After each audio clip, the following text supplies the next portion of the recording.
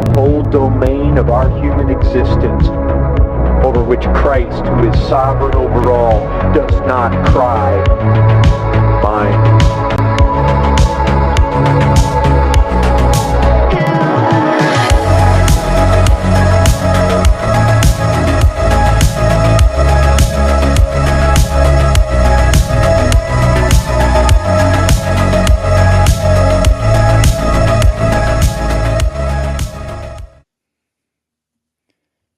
Ladies and gentlemen, welcome to Politica Christiana Live. I am C.G. Billiot. The show is brought to you by the Battle and the Bride blog. Goodness, so much alliteration. The Battle and the Bride blog, and sponsored by Mount Athos Performance and Squirrely Joe's Coffee. Now that we got that mouthful out, welcome. We are continuing on through Theodore Roosevelt's Realizable Ideals, and I will warn you, we have a banger tonight, his second essay or lecture rather, in that series titled Home and Child. It's full of very, very, very solid quotes, solid ideology. It is truly reflective of his policies throughout the early part of his administration. So a lot of exciting stuff there. But first, announcements and even just some quick, thoughts on current events. America is back. Hopefully you guys watched the State of the Union / not the State of the Union, Trump's quote unquote congressional address, or whatever the official unofficial title of it was. Golly, if you didn't watch, what great TV. If nothing else, hopefully you fall on the correct side of the political aisle. But even if you don't, or if you're skeptical, there was a lot of good TV there. So very, very interesting things happening in our domestic policy and foreign policy. Not only that, but it's easy to get distracted with everything going on in Washington. Found out today that there are continued discussions between various parts of Illinois and Indiana for Indiana to assume numerous counties in Illinois. So secession is back on the menu. That's really neat. Good constitutional right there. So again, what a time to be alive. So much winning in 2025. But anyway, announcements here for the show. Many of you are still wondering about these flags. Are they ever going to show up? I am still waiting for the production company. So Flag Lady USA, if you ordered flag, you're like, where the heck is mine? I'm waiting on them. I emailed them like, hey, they're supposed to be here this week. I don't have any reason to think otherwise, but I'm still waiting on an email response. So keep you guys updated on that. As always, you can check out our merch via our links on X and Instagram, t-shirts, stickers, magnets, bottles, even gifts for the wives, all kinds of good stuff there. As for episodes coming up, it's so tough, like the behind the scenes of getting different people to come on, because people got busy lives, right? And even then, even for us, right? Like this first season's about to end purely because I got to go back to my 120%, full-time job. And I will not have the time to do podcasting for a while. So we are running out of time, folks. So I'm trying to squeeze in some guests. I promise to include, as mentioned before, Michael Cassidy, the Satan Slayer, and William and Stephen Wolfe. So we will see if those actually come to fruition, but we are working on it, working very, very hard. I will say for season 2, whenever the heck that's going to be, hopefully sometime at the end of 2025, got some really neat things in the works in terms with some actual confirmed guests and confirmed joint projects with some much larger influencers. So stay tuned for all that. But you didn't come for any of that. You came for Theodore Roosevelt's Realizable Ideals. So without further ado, let's get back into them. Now, where we left off, and if you're in the chat right now, please, as we read through these, throw your questions in there. At the very end, we'll do Q&A and just have a good time hanging out towards the end. But the first lecture, which shares the title of the series, Realizable Ideals, TR through various illustrations, be they with how we raise boys or how we interact with the economy or the wealthy versus the poor, and every aspect of community life, we have to have realizable ideals. These objectives which we seek to accomplish, they have to be attainable and obtainable, lest we fall into hypocrisy, or uselessness. And these are derived from Christian principles. And he articulated that. Because remember, the context is he's presenting these lectures at Pacific Theological Seminary in 1911. So we're about to get to some really, really neat stuff with this lecture titled Home and Child. So let me go ahead and share the screen, not have a boomer moment if I could figure it out. Here we go. Sharing the screen. Computer's loading. All right. And as always, if you're on Instagram, sorry, folks, your sound quality is not going to be as good, nor will you be able to see the lecture as we read it together. But you can always hop over to YouTube or X. So here we go. The Home and the Child. If this were the first of these lectures, I would feel like apologizing for having brought you here under false pretenses. But you came here with your eyes open now, and I haven't any sympathy for you. I spoke yesterday of applied ethics of realizable ideals. Before I begin my regular theme of today, I want to say a word as to my utterances yesterday. I intend to try to avoid the position in which a former fellow townsman of mine, Mr. Richard Grant White, who was a great Shakespearean scholar, got himself. It was announced that he was to deliver 12 lectures on Shakespeare. In his first lecture, he outlined what he intended to say in the other 11, and then he spent the other 11 in answering the attacks on the first. I intend to try to avoid getting into a similar predicament, but I must make one explanation. Two or three remarks that were made to me after the close of the lecture yesterday suggested to me that I ought to perhaps have laid an emphasis on a point which seemed to me so obvious that I did not emphasize it. Two or three gentlemen spoke to me in a way that indicated that they thought in advocating realizable ideals, I had somehow seemed to advocate low ideals. I do not believe that to most of you I conveyed any such impression. But if I did, I of course wish to correct it. I should be ashamed of myself unless I believed in high ideals. I do not think that an ideal is really a high ideal unless it is that which at least is partially realizable. My preaching is not against high ideals, but against wrong ideals. I remember in a little story by Miss Mary E. Wilkins when she makes one of her characters say anent the leading village worthy who claimed to be much better than anyone else. Quote, I think there are some people who aren't so far ahead of us as they are to one side of us. Sometimes it is sometimes it is latitude and sometimes it is longitude that separates reformers. It's pretty deep there. I would be sorry indeed to have any word of mine understood as implying any willingness to lower our ideals. Let me stop this for a second. Stop sharing. Let's talk because I can get easy. You can get lost in that and be like, "What the heck are we talking about?"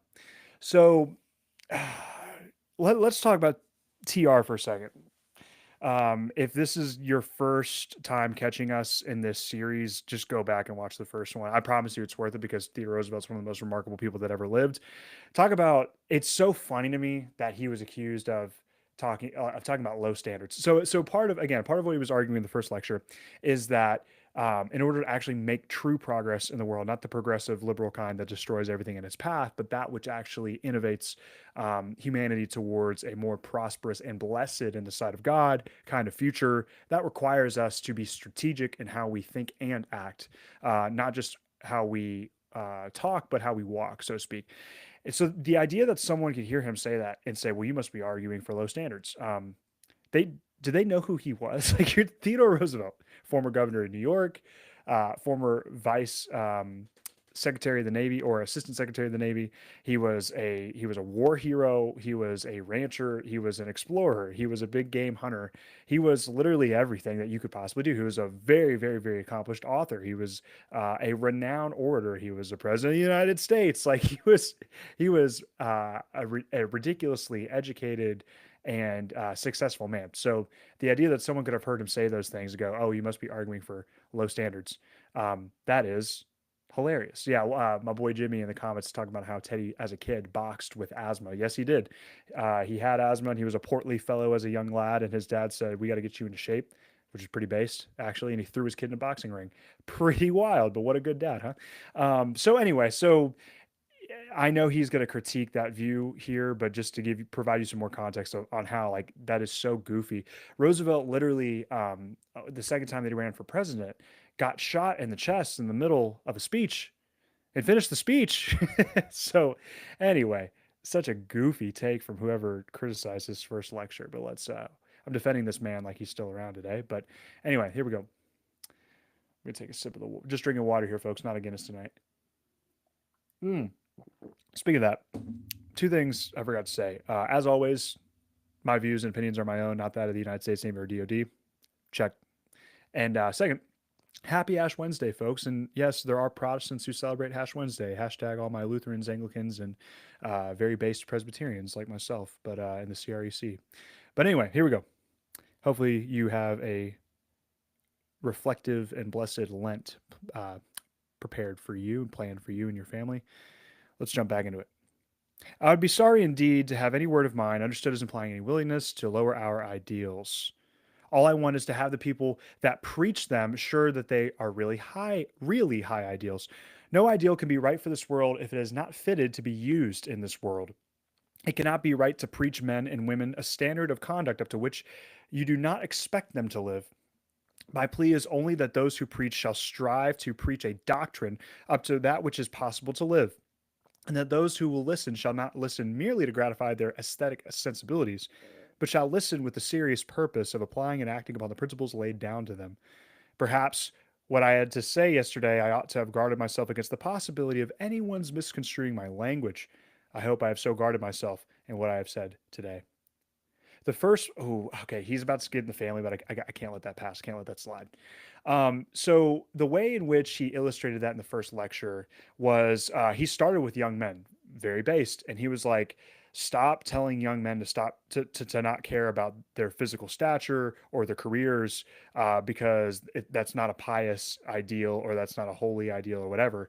He's like, you wouldn't wish that for your own boys. Like you would tell your boys to seek to be physically strong and to gain wealth, not for their own sake, but so that they could provide for their families and their children's children. He's like, so stop preaching what you in fact either don't do or wouldn't do. And so from there he transitioned to different discussions about preachers who line their pockets off the quote unquote piety they preach to other people, which makes them essentially immobile in society. Ooh, that one's really tough for evangelicals in the 20th and 21st centuries.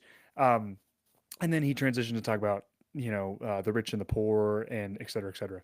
So with respect to again, like what he's really trying to emphasize throughout all of these is that, and this is interesting because you remember this is not long after a time in which somebody like Friedrich Nietzsche had vocalized many of his opinions. Who he was one of the most wicked people that ever lived, but he had some points, and one of those points being a lot of people don't realize. I think I mentioned this in one of the first two episodes. Nietzsche grew up the great grandson, or really, I should just say, the son of a long line of Lutheran ministers. And one of his critiques to Christianity, as he became a rampant atheist in his life, was that he was like, he said, and I'm paraphrasing, that every Sunday we pray, Thy kingdom come, Thy will be done on earth as it is in heaven, either not believing that to be true or not wanting that to be true, because we certainly didn't act on it. Oof. He had a point. And unfortunately, many evangelicals, we live like that today, particularly in the West.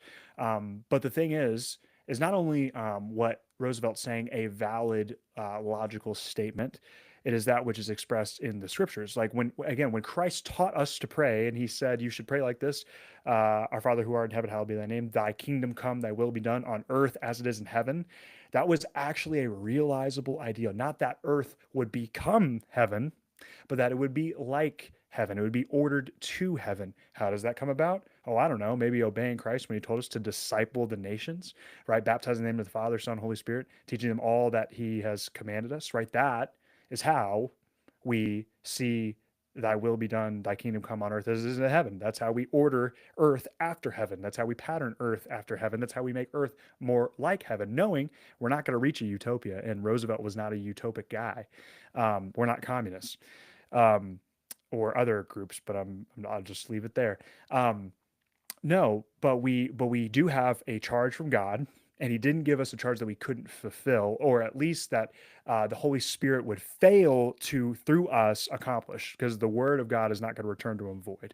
So sorry, just a little optimistic A-mill and or post-mill white pilling there for you. But the fact of the matter is that we are charged to pray regularly that his will be done on earth as it is in heaven, and to go make it happen. That's a realizable ideal, folks. And so all that, not all that, but one of the main things that he's trying to emphasize in these lectures is that we realize realizable ideals that could still be very high and lofty ideals, but realizable nonetheless. And that this is the most important part, get to work on those. So that's why I really wanted to read these with you guys, because I think that's a very important message right now, that we don't just do some theologizing, philosophizing, any other academically, intellectually suited thing that ironically creates inaction. That's what I think we should avoid. It's very tempting to do that. So let's dive back in. And now I imagine he is going to get into where the family fits in all this. So let's do it. The first place where I desire to see any man or woman realize his or her ideals is in connection with those most intimately thrown with him or her. So based. This man could have started anywhere with respect to society, how we improve it. He could have started with politics or colleges, universities, or with businesses, but he goes, no, no, no, no, not even the individual. He says the family, right, in connection with those who are most intimately related to you. It's the Ordo Amoris. It's part of the Western tradition. So anyway, the very first place in which it is necessary that ideals should be realized is in the man's own home. It is so elementary that it seems hardly necessary to say that everything else in our civilization rests upon the home, that all public achievement rests upon private character, that the state cannot go on onward and upward, that the nation cannot make progress unless the average individual is of the right type, unless the average American is a pretty decent fellow, and unless his wife is a still better fellow. It will not be possible otherwise for the nation permanently to rise. Oh, God. It's so good, dude. It's so good. If you're just hopping in with us, oh man, oh dude, I gotta read that again. That was so good. Okay. The first place where I desire to see any man or woman realize his or her ideals is in connection with those most intimately thrown in with him or her. The very first place in which it is necessary that ideals should be realized is in the man's own home. It is so elementary that it seems hardly necessary to say that everything else in our civilization rests upon the home, that all public achievement rests upon private character, that the state cannot go on onward and upward, that the nation cannot make progress unless the average individual is of the right type, unless the average American is a pretty decent fellow and his wife is still a better fellow. It will not be possible otherwise for the nation to permanently rise. Oh, we gotta marinate in that for a second. So, as I've said in some of these other live stream episodes, I was introduced to this side of Roosevelt. I'd already been exposed to Roosevelt throughout my high school and college education, especially at the Naval Academy, because he was a big Naval Academy guy. We'll just keep it at that. You can go to the first episode where I talk a little bit more about that. But he was a big Navy man. So I heard a lot about Roosevelt. It's like literally a part. Every single student at the Naval Academy has to know some pretty important things about Roosevelt. But anyway, but this side of Roosevelt, his Christian side, his family side, him as the man, I was introduced to via Alan C. Carlson's book, The American Way, which I highly, highly recommend. But his first chapter is just all about Roosevelt's family policies, which are the antidote to modernity and postmodernity. The family is the institution from which we will restore, I would argue, the ecclesiastical government and the civil government. You want to see restoration in our churches, you want to see restoration in our civil magistry, then it's got to start with the family, not the individual, not merely the individual, that is. Because the family is the basic unit of society, not the individual.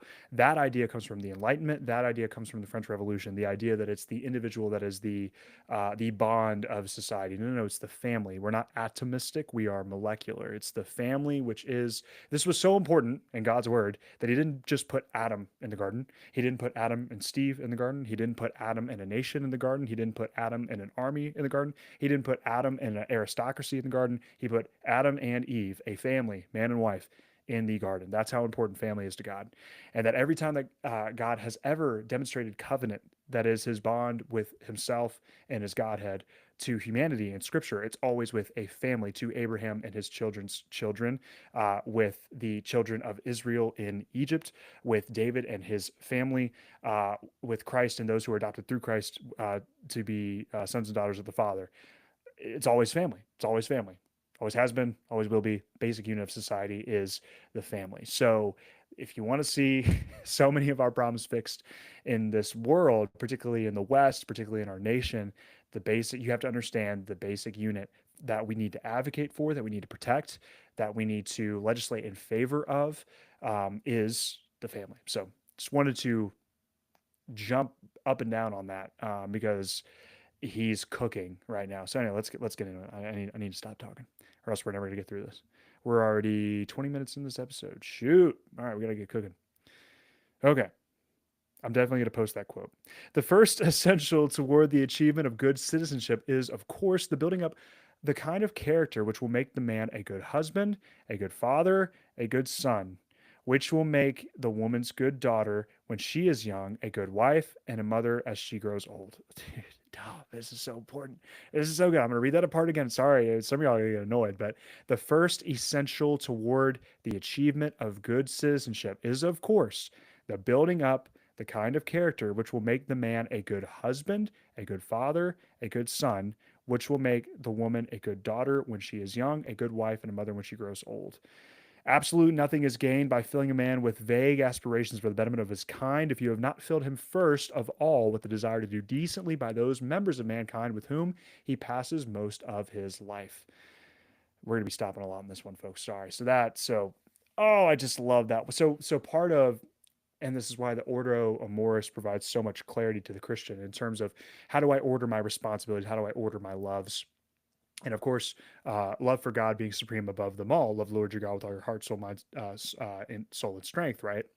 I love where Roosevelt starts, where again he says that men in particular need to be. He starts with men because men must lead. Right. Civilizations are built and maintained by men with families to feed.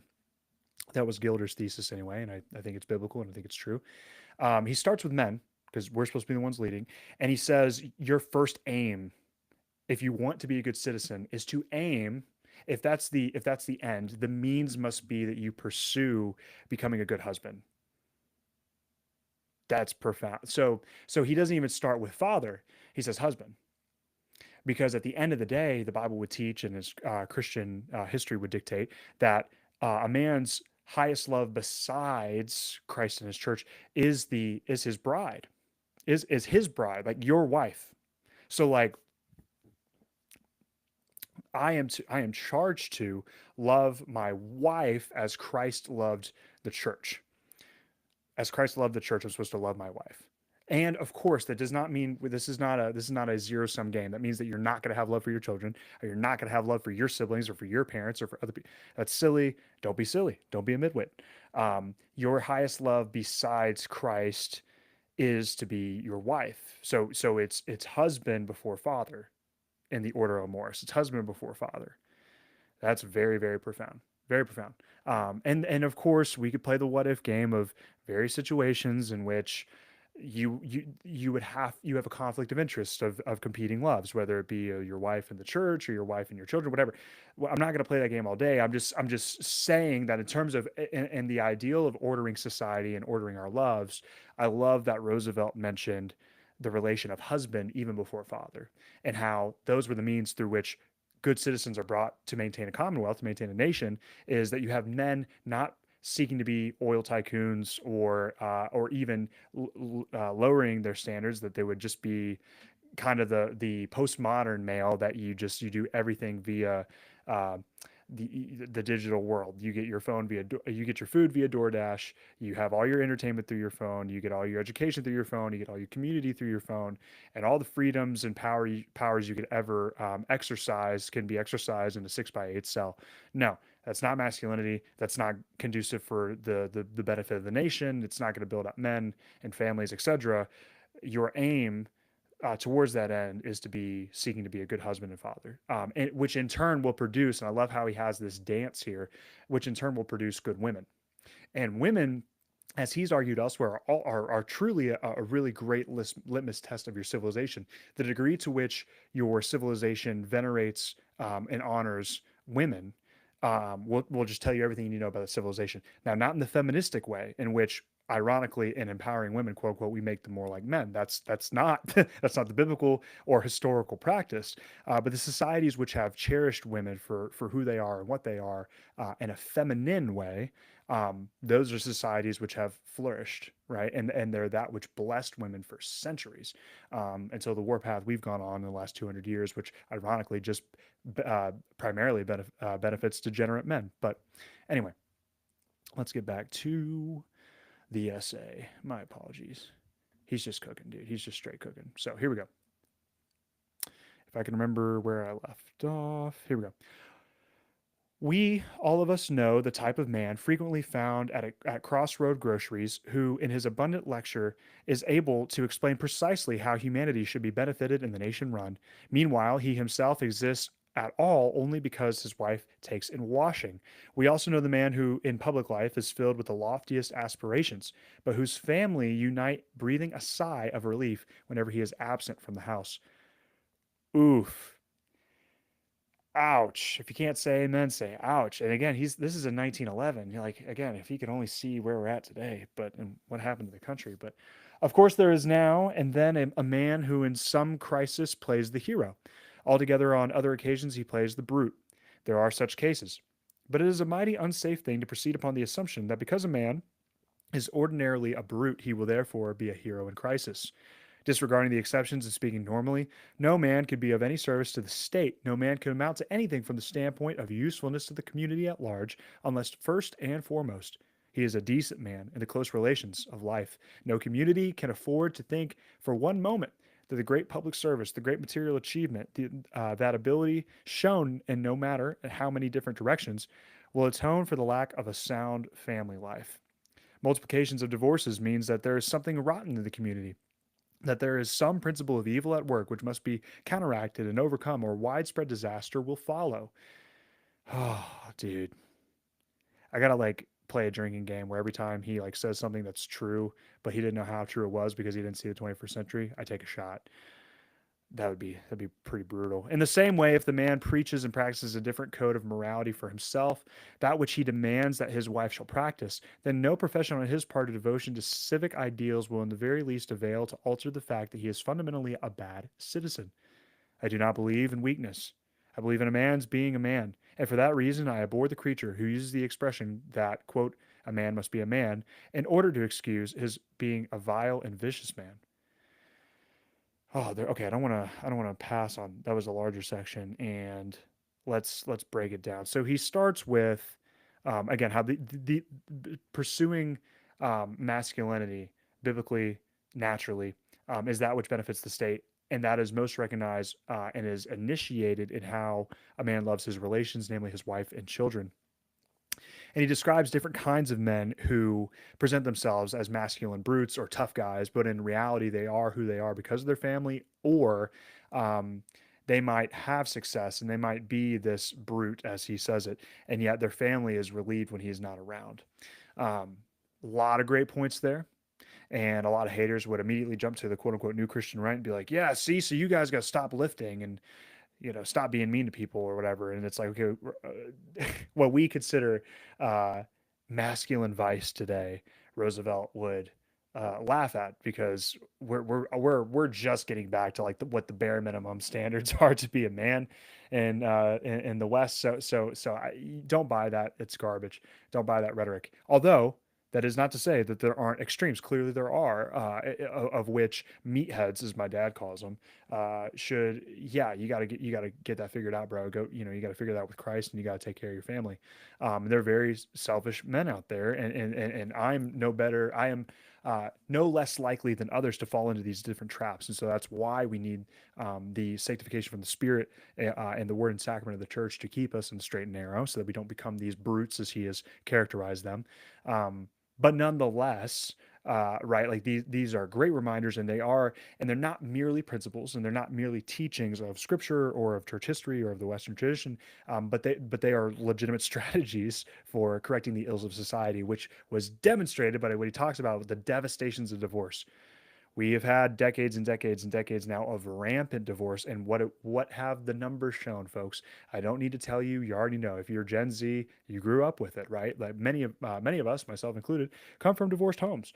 Now, by God's grace, I think I turned out decently, but the numbers show, right? Divorced homes tend to they are correlated if there's correlation, if not causation, to increases of crime, of suicide, depression, of sexual degeneracy, et cetera, et cetera. So, yeah, divorce has really done a number on our country. And it's one of those things that God speaks very, very specifically to and explicitly about in the scriptures of, hey, this is sinful. This is that's probably one of the most destructive modern lies, that divorce is merely just a decision. It's just a preference. Like if you quote unquote stop loving the other person, that it's just a contract. It's not a covenant. Ooh. And if you don't know the difference between covenant and contract, that's a whole other episode. Perhaps we'll get to that in another time. Just know very shortly right here, they're not the same thing. And so marriages are not contracts. You can't just cancel it. And yeah, you might pay some money here or there, or you might have to give up some things, but don't worry, the contract's over. No. It's a covenant. It's a covenant. Covenants are not contracts merely. And yeah, there are not just legal consequences. There are spiritual consequences because it is sin. It's sin. So when we stopped believing that, well, and then we just allowed divorce to run rampant, we don't even shame it anymore. Which that's a whole other episode too of how we need shame, like in terms of it's a social function, for its social purposes, that is. But we stopped criticizing people for divorce, and look what it has done. It is literally it's one of the most destructive things that's happened in our country in the last 150 years. But you don't have to go back that far, 100 years, and not even that far. The last 50 years, but. Anyway, let's jump back into it. Again, TR is just an absolute dog. We are 31 minutes into this, and it's this good. Come on, folks. Twice on Sunday. All right. Don't forget, folks, to put your questions in the chat. I should probably go look at the chat, actually. All right. Yeah. If anyone, put your questions in there. We will come back to them. Anyway. Divorce. I recollect saying to a young friend who was about to enter college, quote, "My friend, I know that you feel that you ought to be a good man. Now, be willing to fight for your principles whenever it is necessary. If you're willing enough to fight, nobody will complain about your being too virtuous. If you accept only the weak men who cannot hold his own as the type of virtuous man, you will inevitably create an atmosphere among ordinary, vigorous young men in which they will translate their contempt of weakness into contempt of virtue." Ooh. Okay, so this is again, it's a very worthy criticism, and it is something we have to balance. That there are in fact extremes on both sides. So I don't want anyone to say that I haven't said that, but I mean, it is a fact. I don't think that the majority of us are on one side of that extreme right now, but it is something to, of course, be on guard with. So my plea is that the virtuous man, the decent man, shall be a strong man, able to hold his own in any way, just because I wish him to be an agent in eradicating the misconception that being decent somehow means being weak. I want this to apply to every form of decency, public as well as private. I'll save my comments because there was something I want to get to there, but I'll spare you guys. The worst development that we could see in civic life in this country would be a division of citizens into two camps. One camp containing nice, well-behaved, well-meaning little men with receding. What does that say? Receding. Oh my goodness! Why is physiognomy is a true tell, folks? Listen to what he says right here. Listen to what he says right here. Think about the memes you've seen in the last couple of years, right? He says, I mean, you can't make this up, dude. This is prophetic. This is in 1911. The worst development that we could see in civic life in this country would be a division of citizens into two camps. One camp containing nice, well-behaved, well-meaning little men with receding chins and small feet, men who mean well, and if they are insulted, feel shocked and want to go home. Oh, you could have thrown in the word winsome in there or third wayism in there as a phrase, but golly, we'll come back. We'll keep moving. We'll come back to that. And the other camp containing robust, efficient creatures who do not mean well at all. I wish to see our side, the side of decency, include men who have not the slightest fear of the people on the other side. I wish to see the decent man in any relation of life, including politics, who, hustled by the man who is not decent, able to so hold his own that other gentlemen shall feel no desire to hustle him again. My plea is for the virtue that shall be strong and that shall also have a good time. Okay. brother. Oh man, he was cooking. He was absolutely cooking, dude. He literally said, I can't, he just had no idea what was going to happen. But think about quote unquote winsome evangelicalism that contains many men, as he described, with receding chins and small feet that get upset when you raise your voice, or when you use sarcasm or satire, or you talk like how the Bible talks, and they get really worried we might offend someone. He said it would be a shame if that's where all the decent people are. And then on the other side, you have the Andrew Tates of the world. Let's just call it what it is, folks. Which way, modern man? David French or Andrew Tate? Those are both horrible choices. We need to have decent men, that is, godly, virtuous men, who are robust, as he said, who possess actual strength, not just of rhetoric and intellect, but of like physical strength that can hold their own, as he said, in every realm of life. Like the virtuous man. What happened in the West where we stopped caring about the virtuous man? Well, there was the attacks of the Enlightenment and of secularism and effeminacy, which really divided men into those two camps, as he just described. And so we have to aim for something, one, biblical, but two, older. And like the Greeks, they understand this they understood this very, very, very well, of the whole man, a man who again is strong in all that he does, pursues strength and excellence in all that he does, not just with his mind and not just with his heart, but with his hands. Man, and this is actually something that Kuyper speaks a little bit to in his Stone Lectures, which were given in this era, I believe 1905. So and maybe it was a little bit after, because I know that, for example, Woodrow Wilson was present when Kuyper gave those lectures at Princeton, and made it a vow to destroy the Christian world. But anyway, that's a whole other conversation. But the point is like Roosevelt is right.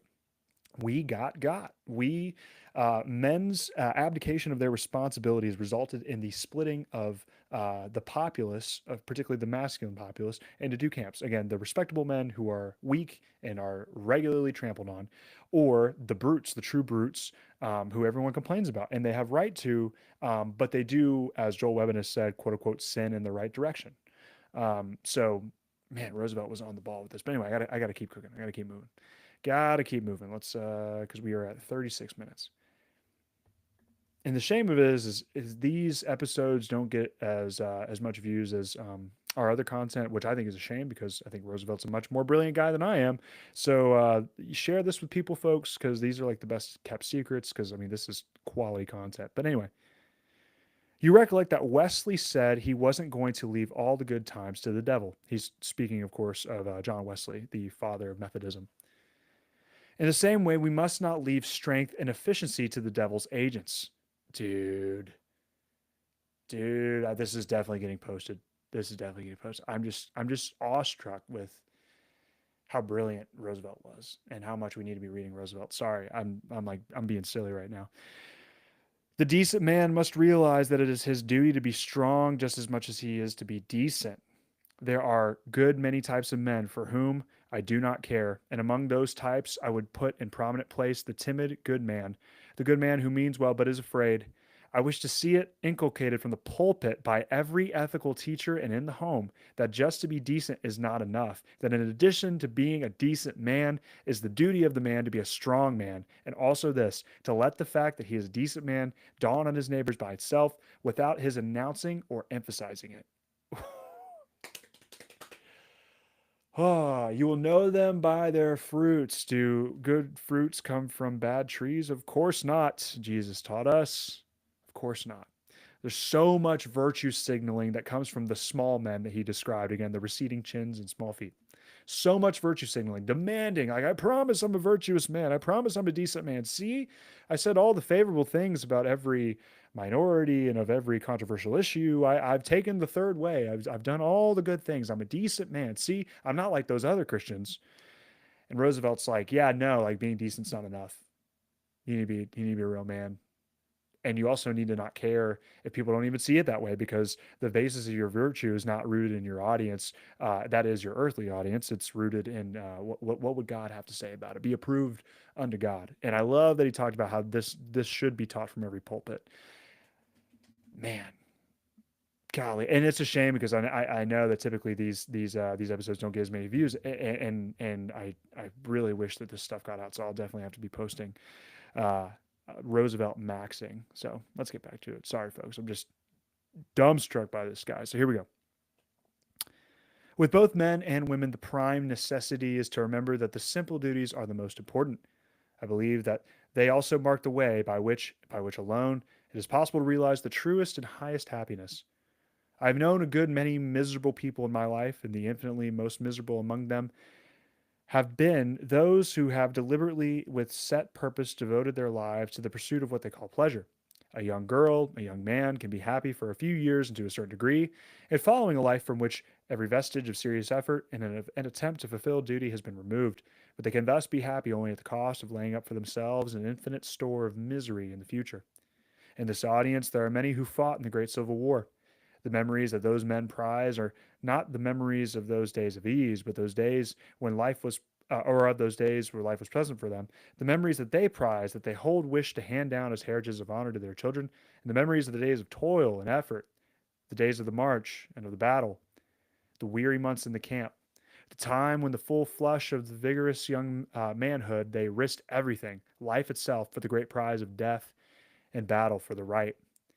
It is not given to every generation, fortunately. It is given only on occasion to a generation to spend itself for such a great goal. But we can all render, not as distinguished, but as essentially service in ordinary life if we will only face the ordinary humdrum everyday duties in the spirit in which the soldiers of the Civil War faced their great exceptional task. But this we can only do if we put duty before pleasure and make it as our highest happiness. Dude, this is such a good lecture, dude. He's just so talented. Anyway. As I said to you yesterday, I do not intend to preach anything that I do not think can be practiced. I call your attention to the fact that I have not said that you shall put duty in the place of pleasure. I have merely asked you to put it before pleasure. Ah, what a genius.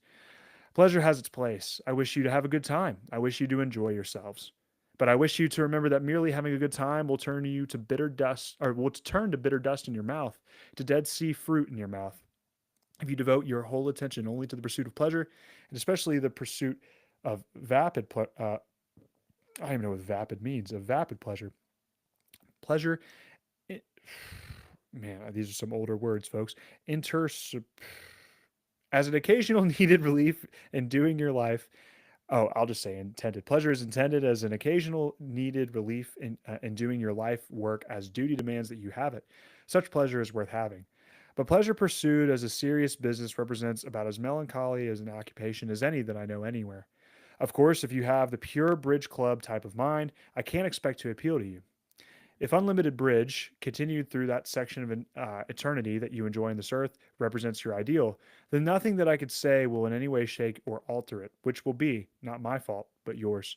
If, however, you have been in your desire for higher things, that I believe it is possible to make you realize that in the long run, your greatest enjoyment will come from the performance of duty. Robert E. Lee said a lot about this, by the way, but that's, people don't like talking about him. It is very important that we should consider our rights, but it is all important that we should consider our duties. Very, very base. Clarence Thomas, Supreme Court Justice, said something similar to that a couple years ago. A little while ago, I was handed a letter from the Equal Suffrage Association asking me to speak on behalf of women's suffrage. I've always told my friends that it seemed to me that no man was worth his salt who did not think very deeply of women's rights, and that no woman was worth her salt who did not think more of her duties than of her rights. All right, Roosevelt. Now, personally, I'm rather tepidly in favor of women's suffrage. When the opportunity came, I have always supported it. But I have studied the condition of women in those states where they have suffrage and in the adjacent states where they do not. Yeah, because a lot of people don't realize before the 19th Amendment, various states had already passed women's suffrage and experimented with it on a state level. But anyway. And after such study, I have never been able to take as great interest in the question as many other questions, because it has always seemed to me so infinitely less important than so many questions affecting women. I do not think that the harm that its opponents fear will come from it, but I do not think that more than a fraction of the good that its advocates anticipate will come from it. In consequence, while I favor it yet, as I have said, I favor it trepidly, because I am infinitely more interested in other things. I do not believe the question of women's voting is a thousandth or a millionth, I've never seen anybody say that, part as important as the question of keeping. Sorry, I just got a random comment in the chat that threw me off. As the question of keeping, and where necessary reviving among the women of this country, the realization that their great work must be done in the home, that the ideal woman of the future, of just like the ideal woman of the past, must be the good wife, the good mother, the mother who is able to bear and to rear a number of healthy children. Now, I noticed that a good many men applauded this statement. I wish to say that those men in turn, that there is no human being with whom I have less sympathy than a man who is always loudly in favor of woman doing her duty while he fails in short to perform his own. He in turn is not fit to exercise the suffrage if he is not a good man in his own home. All right, so let's stop there and talk about this. So I've seen some trad based guys who I love and respect. They rightfully criticize Roosevelt for a number of things. Um, and that's a whole separate conversation. And on this one, they see him as soft, that he was not a stronger roadblock for women's suffrage or second wave feminism, etc. And I can understand those critiques, but it is fascinating to see his warnings here. That he said he approached the conversation with hesitancy, with caution, because he was like, if we do this on a federal level, he's like, funny enough, it will be the pursuit of more and more rights, not more and more action towards duties. And he saw such duties for men and women in light of scripture and in light of nature and in light of the Western tradition. And he said what this is going to do, as he saw from the states who had already begun to experiment with this, is that women care less and less about being wives and mothers, which is their primary function, their primary means towards the ends of a good society. In the same way that, again, he wasn't saying that every man needed to be a politician or a businessman. He said that every man should aim the means towards the end of a good society, that they should aim to be a husband and father. So he's calling balls and strikes here, folks. And again, he does so at the end. So he caveats and he says that, again, men often would applaud when he would say, hey, yeah, women need to live in their proper function as God intended. He would get a lot of applause. And he's like, and that also applies for you too, men, which is still common today. And that's not to punch right, but it is a fact that there are plenty of because I don't want to punch right, but I'll actually punch a little bit to the left. So I know some guys that are a little to the left of the NCR who constantly critique the NCR, and yet I'm like, dude, you're 40 and you're not married, so your opinion is a little less valid. Sorry, it doesn't mean it's not valuable. It doesn't mean you are incapable of possessing good ideas. I mean, Paul, for crying out loud, wasn't married when he wrote 2/3 of the New Testament. But that being said, I'm gonna definitely have more hesitancy to look to you when you're telling other men how to take care of your families when you don't have one yourself. And Roosevelt would have resonated with that. So anyway, let's get back to the nitty gritty on this one. Let's get in here. All right. So picking back up, if he does not make it the first duty of his life to be an efficient homemaker, a good and loving husband, a wise and loving father, he is a mighty poor citizen. And let him be exceedingly careful that he occupies the proper relation towards his family and does his duty to the state before he tries to talk to the woman about keeping her proper position. Let him do first his duty before troubling himself as how she does hers. I wish to speak especially about the relation of home and child. There is a natural, and I cannot help thinking a regrettable, tendency to treat with a certain levity what ought to be the great fundamental truth underlying every system of morals taught in this country. I do not wish to see this country a country of selfish prosperity, where those who enjoy the material prosperity think only of selfish gratification of their own desires, and are content to import from abroad not only their art, not only their literature, but even their babies. Look at the census returns published in 1910, and you will see that this country is beginning to travel that path that France has long been traveling. 2/3 of our increase now come from the immigrants and not from the babies born here. Not from young Americans who are to perpetuate the blood and traditions of the old stock. It surely ought to be so obvious as to be unnecessary to point out that all thought of the next generation, all thought of its vocational, artistic, or ethical training is wasted thought if there is not to be a next generation to train. The first duty of any nation that is worth considering at all is to perpetuate its own life, its own blood. That duty will not be performed unless we have not merely a high but sober ideal of duty and devotion in family life, unless our men and women realize what true happiness is, realize and act on the belief that no other form of pleasure, no other form of enjoyment, in any way takes the place of that highest of all pleasures which comes only in the home, which comes from the love of one man and one woman for each other and for their children. Nothing else takes the place or can take the place of family life, and family life cannot be really happy unless it is based in duty, based on recognition of great underlying laws of religion and morality, and of the great underlying laws of civilization, the laws which, if broken, means the dissolution of civilization. Oh, dude, I started sweating on that one. Golly, dude.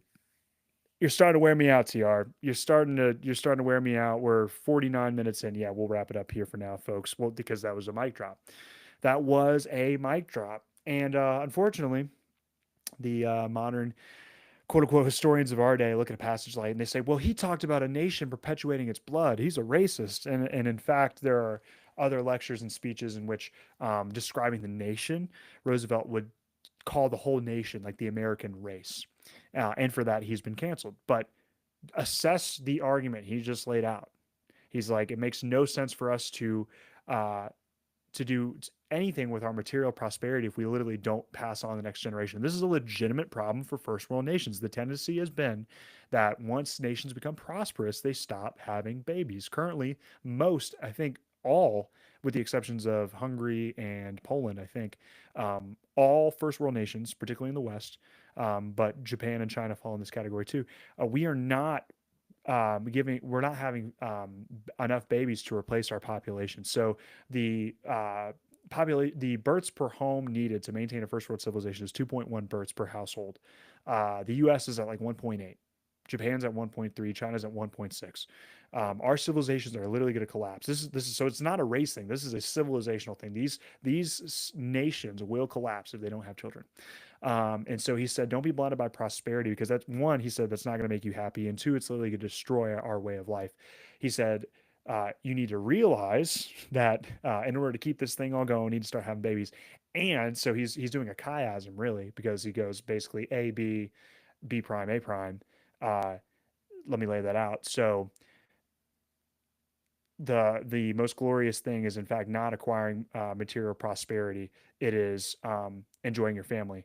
Two, we are not if we don't have babies, our civilization will collapse. So three, so until we realize that we're not gonna be acting on it. And then four or a prime, also having a family really, really, really, truly is the far and away the most joyful thing in life. I might have butchered that. Sorry, folks. It's just I was trying to do that on the fly. But the point is, those are the two biggest points of material prosperity is not gonna satisfy your soul, but delighting in the family, the primary institution of God. Yes, that is far away the happiest thing in life, and it actually just saves civilization. So anyway, we will end there. We will end there. If anyone has any comments, questions, concerns, criticisms, throw them in the chat. Now is the time. Let's see. We've got. Oh, yeah. What's up? My boy Chike is in the chat. Good to have you, buddy. Throw in your questions. Yeah. So it's such a good lecture. And he's really just now getting to the meat of it. We'll definitely have to finish this one in the second part. But really, the takeaway for tonight is he is grounding all this again in realizable ideals. How do we build and sustain the nation? He's saying primary. He's like, well, one. He's like, you have to have the presupposition of a realizable ideal, knowing that we have to have obtainable and attainable goals. This is something that is taught very frequently in organizations and in the military, for example. He's like now having established that, the first place to start, he's like the family. This is the perfect incubator where if we don't get this right, nothing else is no other realizable ideals can be obtained if we don't start with the family. So what a genius guy. So many wonderful quotes there. Those are definitely going to end up on our X and or our Instagram. So sorry, not sorry. But now, please, please, please drop your questions, comments, criticisms, concerns, etc. in the chat, and let's do a quick scan. So I'm looking on the Instagram chat. Of course, as always, my boy Jimmy was going crazy with good comments in there. Let's see. I don't have any questions in that one. So unless somebody's got questions on YouTube or X, that'll probably do it, folks, because I don't think we've got any questions. So thank you guys so much for your time. It has been a delight. I'm really looking forward to the second part of this lecture. And yeah, there's going to be plenty of quotes that come out of it. So thank you guys as always. May God bless you and your. Okay. All right. Hold up.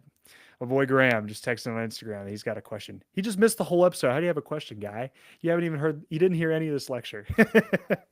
You didn't hear any of this lecture from Teddy Roosevelt, which is a shame because you actually would have really liked this one, buddy. All right, let's see. Let's wait for his question, folks. What has he got? What has he got for us? What do you make of the Ukrainian situation? Crazy, because that has nothing to do. I was watching on Twitter. That's a lie, because I could see on here, I could see on the feed, on the software I use, you were not on Twitter. That's crazy. This man's lying now. Okay, all right, well, It has nothing to do with TR, but that's okay. I will speak to that. So again, my opinions are my own, do not reflect that of the United States Navy or the DoD. Well, number one, great TV. This is unprecedented. I mean, this is truly unprecedented. Everyone lost their minds about what happened in the Oval Office the other day, but here's the way I see it. I'm a glass half full kind of guy. Everyone knows I'm a golden retriever. I'm always optimistic. The way I see it is, with respect to the federal government, which is a public institution, we provide for them, right? Yeah. Graham, you're good. You're good. I was giving you a hard time. With respect to public institutions, we as taxpayers should want full transparency, understanding that there are times where yes, some things need to be for strategic advantage, and security, national security. There are things that need to be classified. I'm not like a raging libertarian or anything, but for the most part, I want transparency. I want to know where our money's going. I want to know the conversations that are being had, and if nothing else.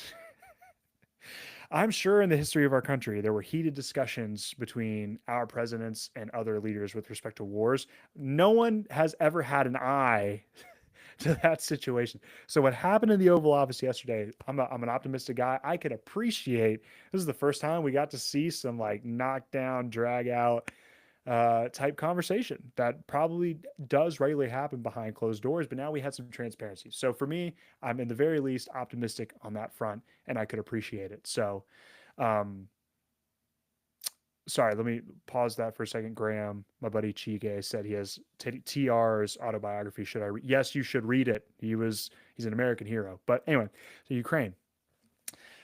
So I could go on and on and on. I could do a whole another episode about this.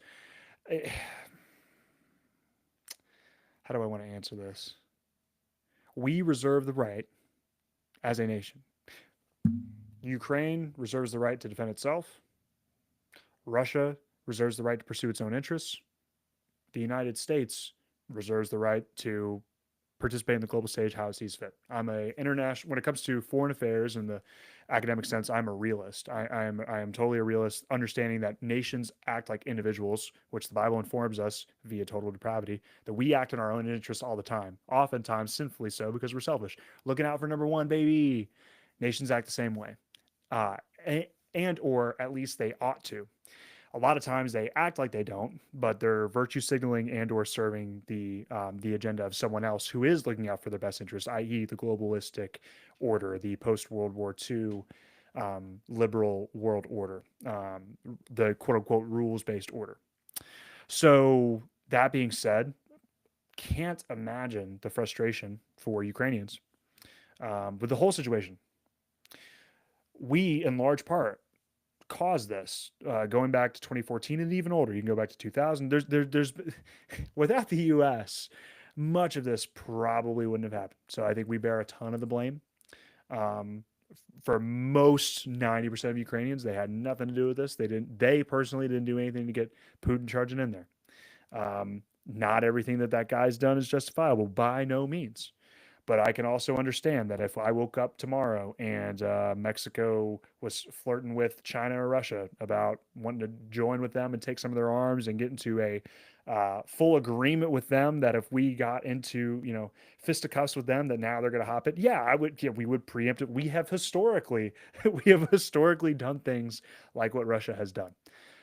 So I think this is a conversation. I don't even know if you're still in here, Graham. This is a conversation where it's very, very easy to let emotions run rampant and rampant empathy to start for either side start producing in us illogical decisions or takes.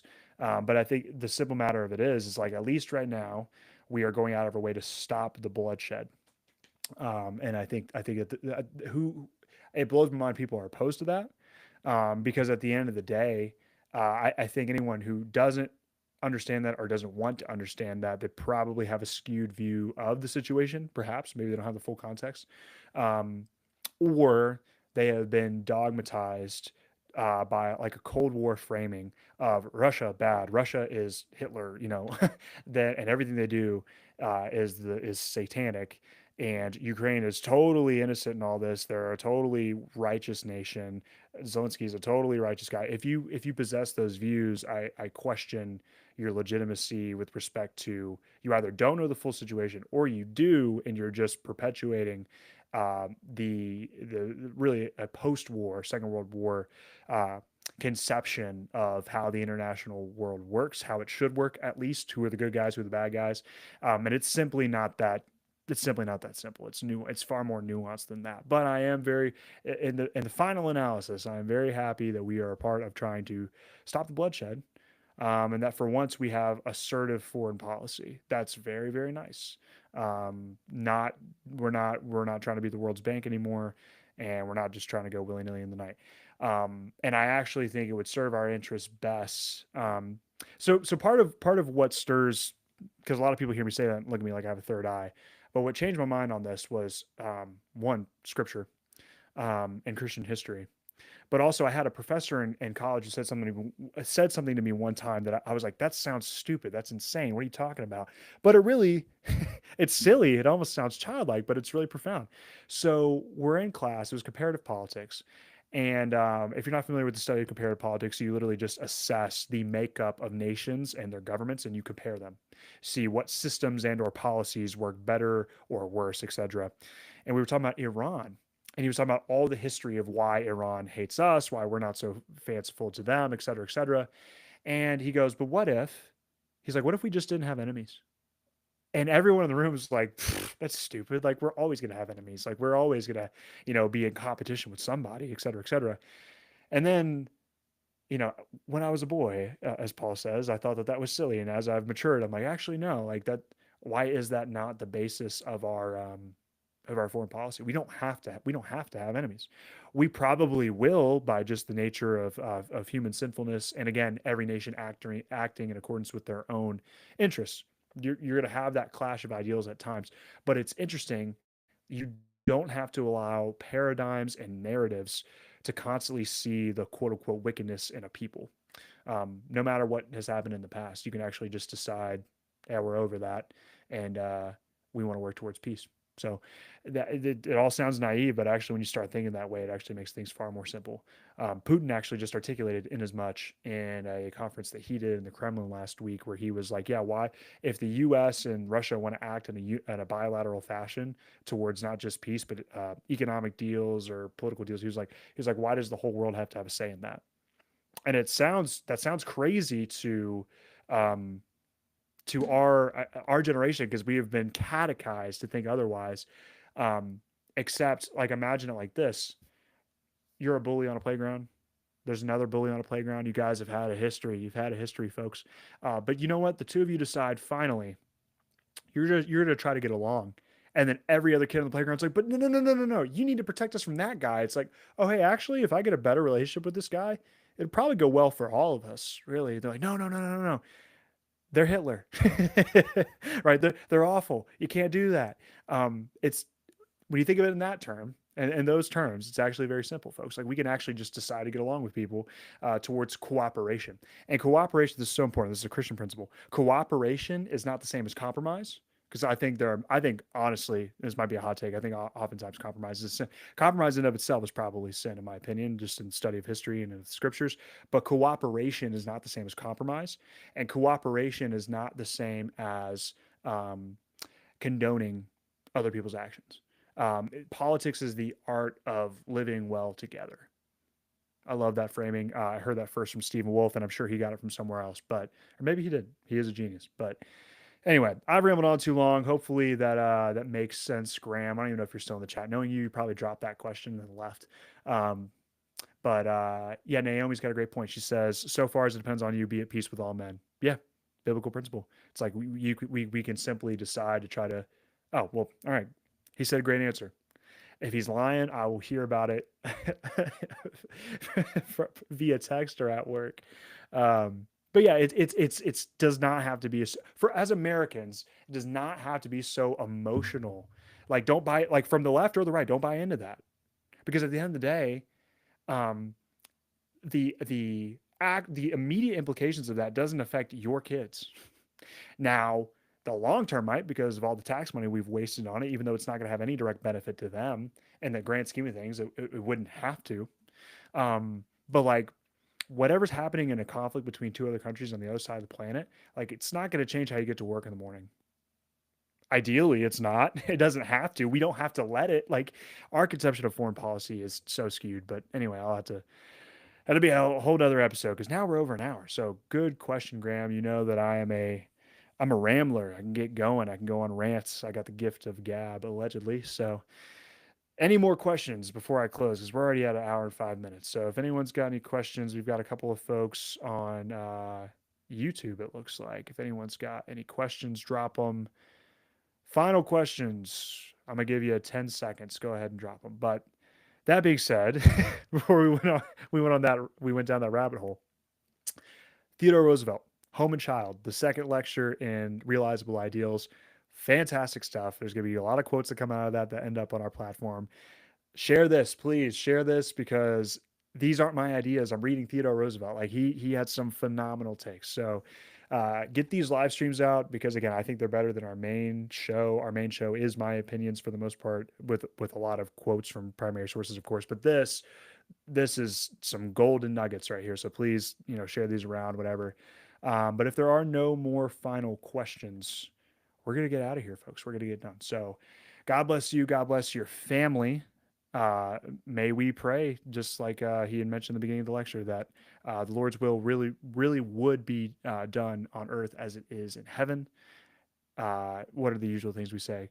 Crush the serpent, take dominion, make disciples. This has been Politica Christiana. Thank you, guys.